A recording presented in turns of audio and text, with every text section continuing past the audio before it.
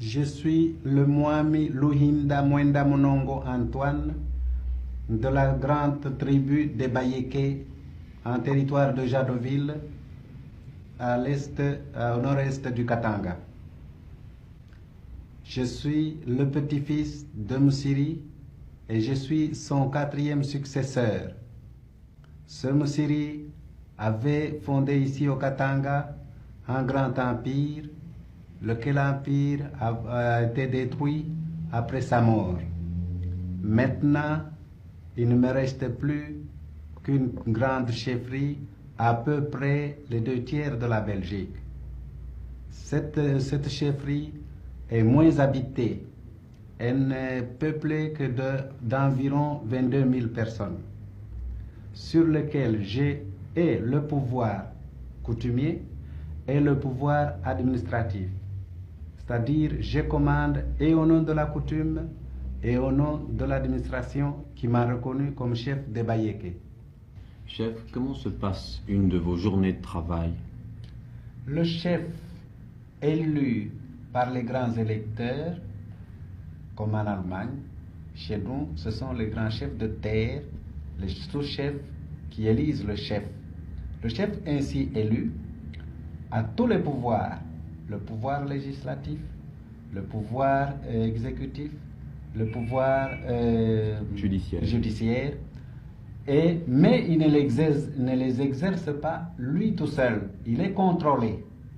C'est ainsi que chaque matin, il reçoit les notables à qui il donne ses directives.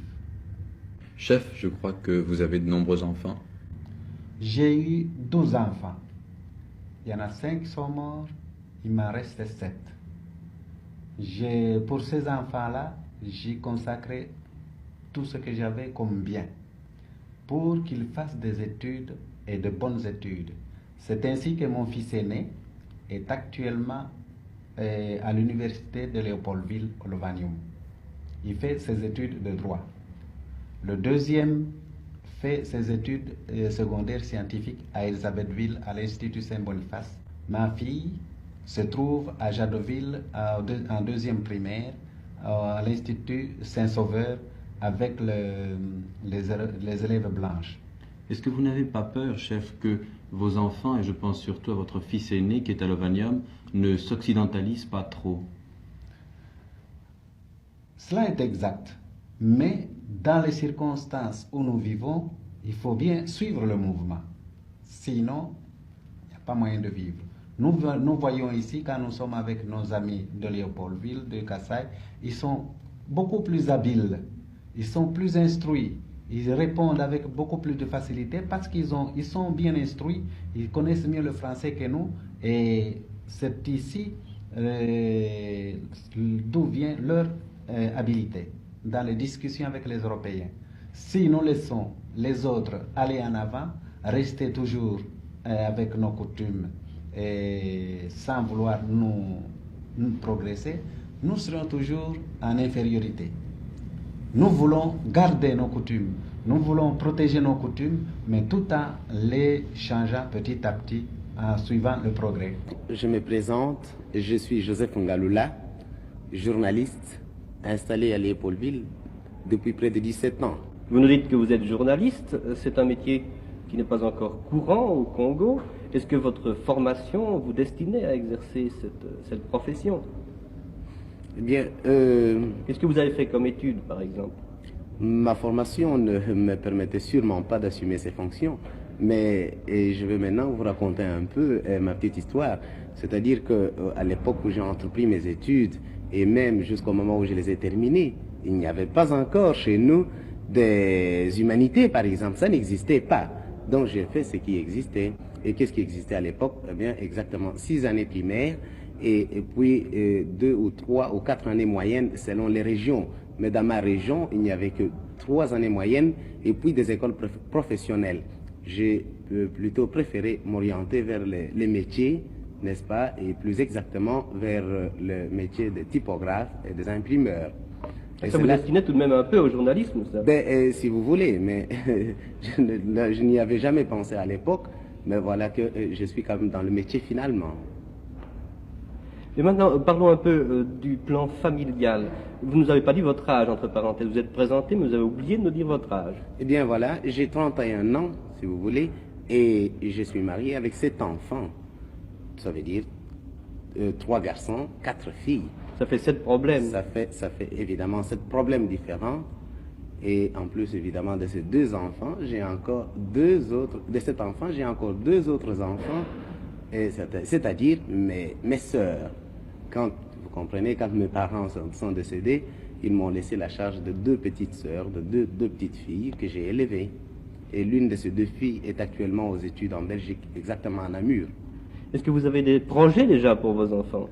Bien, écoutez, des projets, c'est très difficile. J'ai, si vous voulez, des souhaits pour mes enfants. Je souhaite, par exemple, que certains de mes enfants deviennent, pour les besoins du pays, des ingénieurs. Et ils en ont les dispositions. Ah, c'est là le problème. Mais en tout cas, il n'y en a pas mieux qui accusent des prédispositions, n'est-ce pas, pour devenir certainement des ingénieurs ou des docteurs en droit. Mais ce n'est là qu'une présomption de ma part. Encore faut-il que les années à venir précisent si en effet j'ai raison ou pas. Je suis Marcel Liaou, originaire du territoire de Bumba, dans la province de l'Équateur. Et je suis étudiant à l'université de Louvain, étudiant en 3e doctorat en droit et en première licence en sciences économiques. Et je compte, après mon 3e doctorat, préparer une agrégation de l'enseignement supérieur en droit. Bon, tout cela, c'est un bagage universitaire, présent et futur, mais il faut dire que vous avez 29 ans, que vous êtes l'aîné d'une famille de 8 enfants. Et comment êtes-vous, quel a été le cheminement des écoles primaires et secondaires pour arriver à Louvain? J'ai fait mes études primaires à Bumba. Alors ensuite, mes études secondaires au petit séminaire de Bolongo. Alors après cela, j'ai été à l'Ovanium de Kisantu. Là, j'ai fait des études administratives qui étaient à peu près du niveau des écoles sociales que vous avez ici en Belgique. C'est-à-dire, oui, juste avant d'aller à l'université en Belgique, c'est-à-dire à Louvain, vous avez déjà eu une préparation pré-universitaire, disons, à Kisantu. Une préparation. Près de Léopoldville. Alors, après ces études, après avoir été, donc après 3 ans d'études administratives à Kisantu, j'ai été au collège Albert Ier pour me préparer au jury central. Bon, nous disions tout à l'heure que vous aviez un gros bagage, cela c'est vrai, vous faites le doctorat en droit, vous faites des sciences économiques et sociales, cela vous prend énormément de temps, donc vous comptez encore, pendant de nombreuses années, être étudiant. Encore 2-3 ans pour achever, n'est-ce pas, l'agrégation de l'enseignement supérieur. Donc une agrégation que vous vous destinez à l'enseignement? Et je me destine à l'enseignement, mais au Congo, n'est-ce pas, les choses vont vite et on ne sait jamais comment ça peut.